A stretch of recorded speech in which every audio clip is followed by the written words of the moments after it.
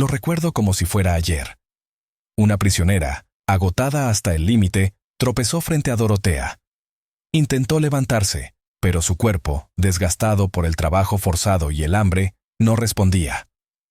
Cuando trató de recuperar el equilibrio, Dorotea no mostró piedad. Aceleró en su bicicleta y atropelló a la mujer debilitada sin un instante de duda. Pero eso no fue todo. Llamó a los perros. Esos animales, entrenados para matar con la precisión de máquinas, fueron soltados de inmediato. En cuestión de segundos atacaron, destrozando a la prisionera hasta que su vida se desvaneció. Este es el testimonio de una de las sobrevivientes del campo de Ravensbrück. Sus palabras son solo una pequeña muestra de los crímenes cometidos por quien fue considerada la guardiana más cruel de este campo de concentración nazi. Su nombre, Dorothea Theodora Binz, y hoy conocerás su historia.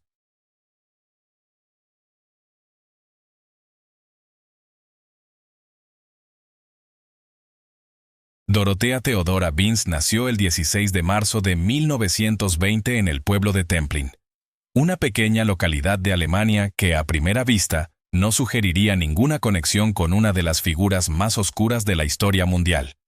Hija de un asistente técnico forestal y de una madre que dirigía una guardería y administraba vastas propiedades agrícolas, Dorothea creció en un entorno modesto, aunque sin grandes privaciones económicas.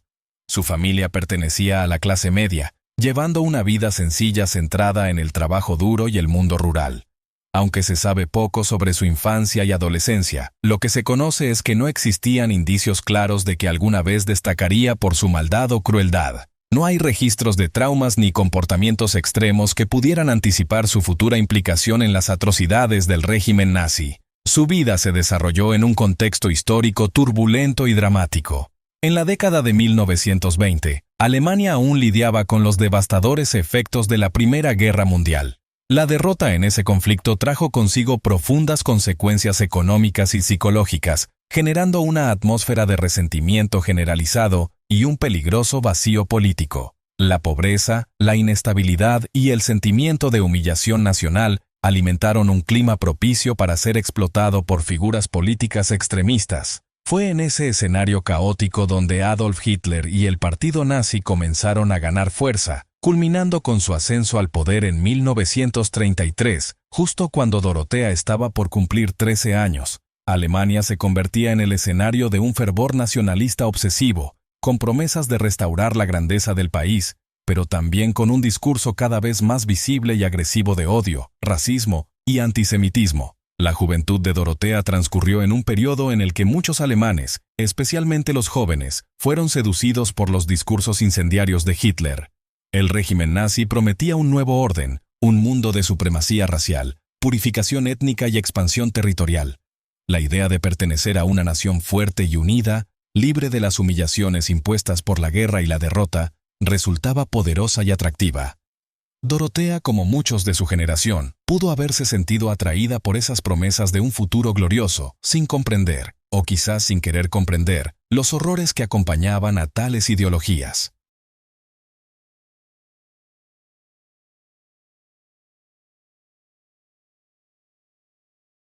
En 1939, con el régimen nazi ya consolidado y sus políticas de opresión y violencia en plena expansión, Dorothea tomó una decisión que cambiaría para siempre su vida y la historia que la rodeaba. Con tan solo 19 años, se presentó voluntariamente en una oficina de las SS, la temida y despiadada organización de élite del partido nazi, ofreciendo sus servicios para lo que el régimen consideraba un trabajo honorable y necesario. Ese acto marcó el inicio de su ingreso a Ravensbrück, uno de los campos de concentración más infames de la época, destinado exclusivamente a mujeres. Ravensbrück, cuya construcción había comenzado ese mismo año, se convertiría en el escenario donde Dorothea desempeñaría un papel clave en las atrocidades del régimen, ocultas a los ojos del mundo, pero con consecuencias devastadoras para las miles de mujeres y niños que fueron enviados allí. Entre octubre y noviembre de 1939, Dorothea Theodora Binz recibió su primera asignación significativa en el campo de concentración de Ravensbrück, supervisar el aserradero, donde 10 prisioneras eran obligadas a trabajar sin descanso bajo condiciones inhumanas. Este puesto, aunque sencillo en apariencia, fue la clave para el inicio de su ascenso dentro de la jerarquía del campo, y también el punto de partida para la transformación de su personalidad en algo verdaderamente siniestro. En los primeros meses, Dorotea no destacaba por su crueldad, pero tampoco mostraba señales de compasión o humanidad. Su actitud era fría y distante, ejecutando sus tareas con precisión y una obediencia inflexible al régimen, sin involucrarse directamente en los actos violentos que dominaban la vida del campo. Sin embargo, lo que parecía una mera ejecución del deber, era en realidad el inicio de un proceso más profundo, la interiorización de la brutalidad que con el tiempo caracterizaría sus acciones. Conforme pasaban los meses, la lealtad incondicional de Dorotea al régimen nazi y su ética de trabajo ejemplar comenzaron a llamar la atención de sus superiores. En 1940, su ascenso se consolidó con la supervisión de un grupo de prisioneras destinadas a tareas aún más humillantes y degradantes, como recolectar basura, limpiar pisos o cocinar para los oficiales. Aunque aún no se había convertido en una de las figuras más temidas del campo, su postura rígida y autoritaria empezaba a reflejar los primeros signos de una personalidad que no dudaría en usar su poder de forma cruel. Fue en el verano de 1940 cuando Dorotea recibió su verdadera oportunidad para transformarse. Fue promovida a líder de bloque, un puesto de gran responsabilidad que le otorgaba mayor control sobre las prisioneras. Su conducta intachable y su obediencia total al régimen no pasaron desapercibidas por los líderes del campo, quienes vieron en ella el potencial para convertirse en una comandante implacable. Su superiora directa se convirtió entonces en María Mandel, una de las figuras más temidas y despiadadas de Ravensbrück, cuya brutalidad era prácticamente legendaria. Mandel, con su poder absoluto sobre las prisioneras, vio potencial en Dorotea y la acogió como su protegida favorita. La relación entre ambas, marcada por la crueldad y el placer compartido en infligir sufrimiento, fue fundamental para moldear a Dorotea en una de las figuras más crueles de la historia del campo. Bajo la tutela de Mandel, Dorotea aprendió los métodos más eficaces de tortura y castigo, y en poco tiempo se encontró fascinada por el dolor que era capaz de provocar. Su transformación estaba en marcha, y su sed de sangre y sufrimiento crecía sin control. Es difícil determinar hasta qué punto la transformación de Dorotea fue producto del adoctrinamiento nazi, o si su naturaleza psicopática simplemente esperaba el momento adecuado para emerger. Lo cierto es que, bajo la guía de Mandel, Dorotea se implicó cada vez más en torturas brutales. Ya no era una simple espectadora de la violencia, sino una participante activa, administrando golpizas salvajes y deleitándose con la tarea de aplastar cualquier vestigio de humanidad en sus víctimas. Muchos testimonios sugieren que fue durante este periodo cuando Dorotea cometió su primer asesinato, aunque nunca se confirmó el número exacto de sus víctimas. Lo que sí se sabe es que el poder de decidir quién vivía y quién moría encendió en ella un apetito insaciable por el sufrimiento humano. En febrero de 1944, Dorotea alcanzó un nuevo nivel dentro de la jerarquía nazi al ser promovida a supervisora principal de Ravensbrück. Este cargo la colocaba en una posición de autoridad absoluta, convirtiéndola en una de las figuras más temidas del campo. Tras años como guardia común, por fin tenía el poder de moldear la rutina de las prisioneras, y, más importante aún, de ejecutar su crueldad con mayor eficacia. Una de las primeras medidas que adoptó fue aumentar drásticamente el número de recuentos diarios. Estas formaciones eran rutinas crueles donde las prisioneras debían alinearse en el patio central, bajo cualquier clima, para verificar que nadie hubiese escapado.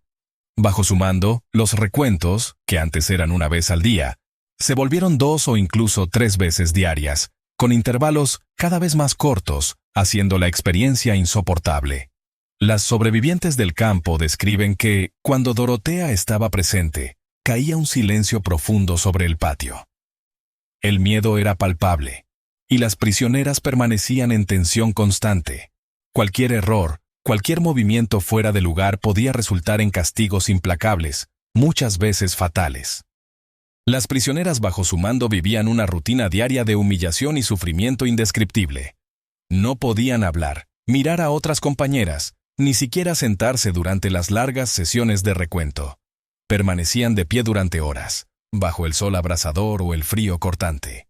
Muchas se desmayaban antes incluso de ser llamadas. Y lo más cruel de todo, debían hacerlo en ayunas. Solo recibían un poco de agua. El desayuno era un lujo inexistente en el campo. El régimen del campo no tenía piedad alguna con el clima. Las mujeres eran forzadas a soportar las condiciones más inhumanas sin el más mínimo cuidado médico. Las enfermedades se propagaban con facilidad: tifus, tuberculosis, neumonía, disentería. Miles murieron por epidemias. Otras fueron arrastradas por el dolor y la desesperación. Durante este periodo, Dorothea Vince operaba como una presencia terrorífica.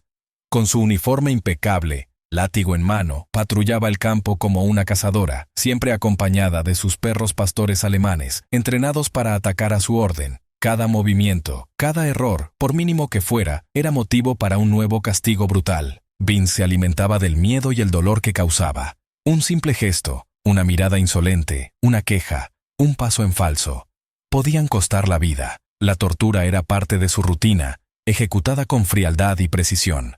Cuando las prisioneras terminaban su jornada en las fábricas de municiones, que alimentaban directamente la maquinaria de guerra nazi, no recibían descanso. Al mediodía, Dorothea ordenaba que se les diera apenas un pedazo de pan seco, símbolo de la humillación constante. Para ilustrar su perversidad, basta el testimonio de Dagmar Haikova, sobreviviente checa del campo. Durante una patrulla, Dorothea notó que una prisionera no trabajaba con suficiente intensidad. Sin dudarlo, se acercó y le propinó una bofetada tan fuerte que la mujer cayó al suelo. Pero no se detuvo ahí. Tomó un hacha y la golpeó repetidamente hasta convertir su cuerpo en una masa sangrienta e irreconocible. Luego, se limpió las botas con un pedazo de la falda de la víctima, como si se tratara de una tarea rutinaria. Sin mostrar emoción alguna, se subió a su bicicleta y regresó a sus aposentos. Para Dorothea Vince, la violencia no era solo una orden superior, era su obsesión. El dolor y la muerte eran su forma de ejercer poder, un placer oscuro que terminó por definir su identidad. En algunas ocasiones, su crueldad alcanzaba niveles aún más escalofriantes. Dejaba que sus perros mataran por ella. Estos animales, entrenados exclusivamente para matar, respondían a sus órdenes con precisión letal. Olga, otra sobreviviente, recuerda un episodio espantoso. Lo recuerdo como si fuera ayer. Una prisionera, agotada hasta el límite, tropezó frente a Dorothea. Intentó levantarse, pero su cuerpo, desgastado por el trabajo forzado y el hambre, no respondía. Cuando intentó recuperar el equilibrio, Dorothea no tuvo piedad. Aceleró en su bicicleta y atropelló a la mujer debilitada sin dudar un segundo. Pero eso no fue todo. Llamó a los perros. Esos animales, entrenados para matar con la precisión de máquinas, fueron soltados de inmediato. En cuestión de segundos atacaron, destrozando a la prisionera hasta que su vida se desvaneció. La escena era horrible, pero la frialdad de Dorothea nunca vaciló. Observaba la escena sin mostrar ninguna emoción, como si fuera simplemente una más de sus tareas diarias. Este horror no fue un caso aislado, sino una manifestación de la brutal realidad cotidiana que las prisioneras de Ravensbrück estaban condenadas a soportar.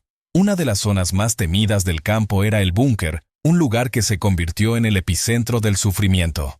Allí, las prisioneras acusadas de cualquier transgresión, ya fuera sabotear la producción o intentar escapar, eran sometidas a castigos implacables. El proceso era cruel. A las víctimas se les despojaba de su ropa y comida, obligándolas a enfrentar el frío brutal sin ninguna protección. A menudo, un guardia se deleitaba perversamente rociando a las prisioneras con agua helada como una forma adicional de tortura antes de iniciar el ritual de los azotes. El castigo era despiadado, y algunas prisioneras recibían hasta 75 latigazos, un número que simbolizaba su incapacidad de resistir el poder absoluto de los guardias.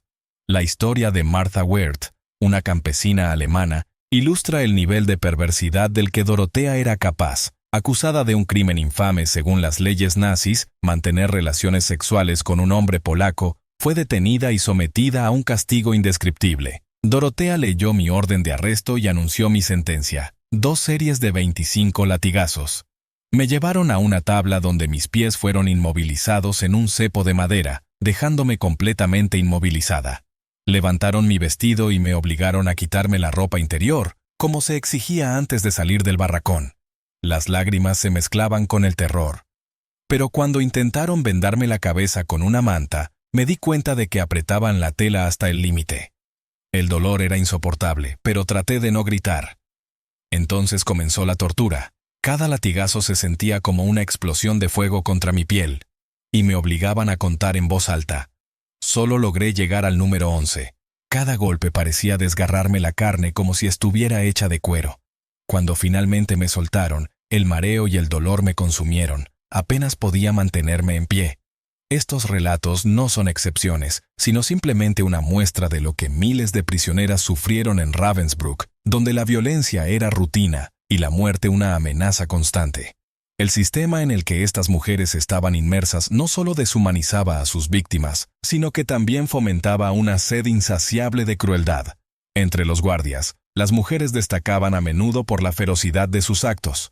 Aunque se podría asumir que los hombres eran los principales agentes de tortura, con frecuencia eran las mujeres, como Dorotea, quienes superaban a los hombres en crueldad. No dudaban en aplicar castigos horribles y parecían disfrutar del sufrimiento ajeno, una capacidad para infligir dolor que desafía toda lógica humana. El nombre de Dorotea Theodora Binz se convirtió en sinónimo de crueldad indescriptible, una presencia implacable que se cernía sobre el campo de concentración como un espectro de dolor y muerte. Su comportamiento meticulosamente calculado y despiadado la convirtió en una de las figuras más temidas y odiadas de todos los tiempos. No solo cumplía con sus deberes con la precisión de una máquina, sino que se deleitaba en el sufrimiento que infligía.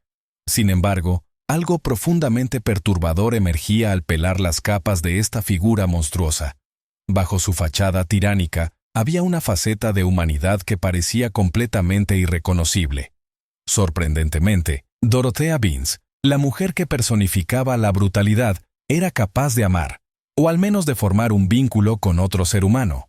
Su relación con Edmund Breuning, un miembro de las SS y asistente de Rudolf Höss, el comandante del infame campo de concentración de Auschwitz, revela un lado oscuro y contradictorio de esta mujer. Breuning, al igual que Dorotea, era conocido por su violencia extrema y su placer sádico en causar sufrimiento. Juntos formaban una pareja letal, y su relación parecía ser una combinación perfecta de crueldad e indiferencia. Su vínculo se caracterizaba por una perversidad compartida, con Breuning alentando con frecuencia a Dorotea en sus actos brutales. Se dice que pasaban horas juntos caminando por el campo y observando cómo se castigaba a las prisioneras con extrema violencia. No veían el sufrimiento de las mujeres como un problema moral, sino como un espectáculo, algo que se podía apreciar e incluso celebrar, riéndose mientras contemplaban el dolor ajeno. Sin embargo, esta relación llegó a un final abrupto cuando Breuning fue transferido al campo de concentración de Buchenwald, y su destino final sigue siendo un misterio. Al terminar la Segunda Guerra Mundial fue declarado desaparecido, dejando solo un vago recuerdo de su presencia en las oscuras páginas de la historia de Ravensbrück. Aún así, existe un episodio que revela una faceta aún más perturbadora de Dorotea, un lado que contradice la imagen implacable que proyectaba. En 1944, durante la Navidad, cuando el dolor y el sufrimiento se habían convertido en las únicas constantes para las prisioneras, permitió que las mujeres adultas de Ravensbrück organizaran una fiesta para las niñas bajo su mando. El evento se planeó como un intento de ofrecer un breve respiro a las más jóvenes, un raro momento de humanidad en un entorno donde la deshumanización era la norma. Se instaló un pequeño escenario y se preparó un espectáculo de marionetas, en un esfuerzo por, aunque fuera solo por unos minutos, arrancar una sonrisa a los rostros marcados por el dolor. Las niñas tuvieron la oportunidad de saborear alimentos que les habían sido negados durante años, como salchichas y gelatina. Fue un intento desconcertante de brindar una sensación de normalidad en medio del caos. Durante la celebración, un coro formado por las propias niñas cantó O Tannenbaum, una de las canciones navideñas más emblemáticas de Alemania. Sin embargo, cuando las voces comenzaron a entonar la melodía, la escena tomó un giro inesperado. Las niñas, tan impregnadas de sufrimiento, no pudieron contener sus emociones. En lugar de continuar con el canto festivo, rompieron en llanto, incapaces de soportar el contraste entre ese fugaz momento de alegría y la brutal realidad que las rodeaba. Este gesto simple pero profundamente significativo tuvo un efecto profundo en Dorotea. Al ver las lágrimas de las niñas, ocurrió algo inusual. La mujer que normalmente se mostraba fría y distante, sin el menor rastro de empatía, se levantó abruptamente y se marchó del lugar, con una expresión pálida que reflejaba una emoción que parecía ajena a alguien tan impermeable al sufrimiento humano. Lo que exactamente ocurrió en ese momento es imposible de definir con certeza. Tal vez fue la primera vez en años que Dorotea se enfrentó a la realidad de sus actos. ¿Sintió algo parecido a la culpa en ese instante? ¿O fue simplemente una reacción fugaz, una debilidad momentánea ante el dolor ajeno, algo que pronto expulsó de su mente, volviendo a su rutina de violencia? Son preguntas complejas de responder, especialmente porque los días de Dorotea estaban contados. El final de Dorotea Vince. El reinado de Dorotea Theodora Vince estaba llegando inevitablemente a su fin. En 1945, a medida que se cerraba el cerco sobre los últimos bastiones del Tercer Reich, su era de terror estaba a punto de ser derrocada por el avance implacable del Ejército Rojo. El avance de las tropas soviéticas por Alemania no solo significó la derrota inminente del régimen nazi, sino también el alivio para incontables víctimas que aún sufrían bajo el yugo de los campos de concentración repartidos por todo el territorio. Ravensbrück, uno de los más infames de estos campos, fue finalmente liberado el 27 de abril de 1945, cuando las fuerzas soviéticas entraron y desmantelaron la fortaleza nazi, liberando a las prisioneras que habían soportado horrores indescriptibles bajo el mando de guardianes como Dorotea. Sin embargo, curiosamente, Vince ya no se encontraba en el campo cuando fue liberado. Consciente de que su captura era inevitable y de que la justicia pronto alcanzaría a quienes, como ella, habían infligido tanto sufrimiento, Dorotea tomó una decisión desesperada y traicionera. Abandonó su uniforme y bajo una identidad falsa, intentó huir, convencida de que ser capturada significaría su final. Pero su fuga fue breve. Una semana después de escapar, fue identificada en Hamburgo por fuerzas británicas. La red se cerraba, y ella, como muchos otros miembros de las SS, fue llevada a prisión en Recklinghausen. El juicio posterior fue uno de los más esperados y seguidos de cerca. Desde el 5 de diciembre de 1946 hasta el 3 de febrero de 1947, Dorotea, junto con otros oficiales de las SS de Ravensbrück, fue juzgada por los horrendos crímenes que habían cometido. Se llamaron a testigos y sobrevivientes del campo para que relataran, con detalles vívidos y dolorosos, las atrocidades que habían soportado. Las historias que surgieron durante el juicio revelaron la verdadera magnitud de la crueldad, pero el momento más perturbador ocurrió cuando se le pidió a ella que respondiera por sus acciones. Durante el juicio, un abogado le preguntó a Dorotea si creía que las prisioneras preferían ser tratadas con la severidad que ella imponía. La respuesta de Vince fue escalofriante, y hasta el día de hoy resuena como uno de los momentos más espeluznantes de todo el proceso. Creo que prefieren eso a que se les prive de su comida o algo por el estilo. Las palabras de Dorotea no solo reflejaban su indiferencia ante el sufrimiento de las prisioneras, sino también su completa falta de remordimiento. Aunque nunca admitió haber cometido asesinatos directos, Dorotea confesó haber golpeado a las prisioneras más insolentes con una regla y haberlas abofeteado, como parte de su deber para mantener el orden y la disciplina. Los cargos en su contra eran claros: crímenes de guerra, incluyendo tortura, maltrato y asesinato de prisioneras provenientes de países aliados. La sentencia era inevitable. Dorotea Vince y sus cómplices fueron condenados a muerte por ahorcamiento. Pero antes de que la justicia pudiera ejecutarse por completo, Dorotea, quizás buscando escapar de su culpa o simplemente incapaz de enfrentar el destino que le aguardaba, intentó suicidarse pocas horas después de escuchar su sentencia. Utilizando un objeto afilado, se cortó las muñecas en un intento por evitar lo que venía. Sin embargo, los guardias que la vigilaban intervinieron antes de que fuera demasiado tarde. Fue atendida y su vida salvada, frustrando así su último intento por evadir la justicia. El final de Dorotea Vince llegó el 2 de mayo de 1947, cuando estaba programada su ejecución en la prisión de Hamelin. Esa mañana fue conducida al patíbulo donde el verdugo británico, Albert Pierrepoint, la esperaba con su capucha oscura, listo para poner fin a la vida de una de las guardianas más temidas de la historia. El sonido de la trampilla abriéndose resonó cuando su cuerpo cayó pesadamente, su cuello quebrándose con el chasquido de la cuerda. La muerte de Dorotea fue, sin duda, una conclusión macabra para una mujer cuya vida estuvo marcada por una crueldad sin límites. Aunque la ejecución de Dorotea Vince no puede deshacer el daño irreparable que causó, la justicia fue finalmente servida. Para muchas de las víctimas de Ravensbrück, su muerte representó un raro atisbo de justicia tras años de sufrimiento indescriptible. Sin embargo, la verdadera naturaleza del terror impuesto por ella, y por toda la maquinaria nazi, sigue siendo un sombrío recordatorio de la capacidad humana para la crueldad. El caso de Dorotea Vince y el juicio de Ravensbrück reflejan el alto costo de la guerra, la violencia y las atrocidades cometidas en nombre de un régimen de odio, y deben continuar siendo recordados para asegurar que semejante monstruosidad no vuelva a repetirse jamás. Si disfrutaste esta historia, comenta las palabras "Quiero más historias". Es rápido y ayuda a que nuestro video llegue a más personas. Además, tu comentario podría ser fijado para mostrar tu presencia. Y no olvides mostrar tu apoyo haciendo clic en me gusta y suscribiéndote justo abajo. Nos ayuda a saber que vamos por buen camino.